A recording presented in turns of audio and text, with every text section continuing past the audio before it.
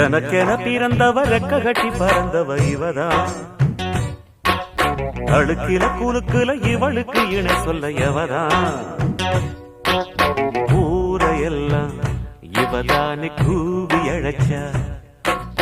ஆசை மாம இவன் தான் பாட்டு படிச்சா எம்மாடியோ உனக்கென பிறந்தவ ரெக்க கட்டி பறந்தவ இவதான்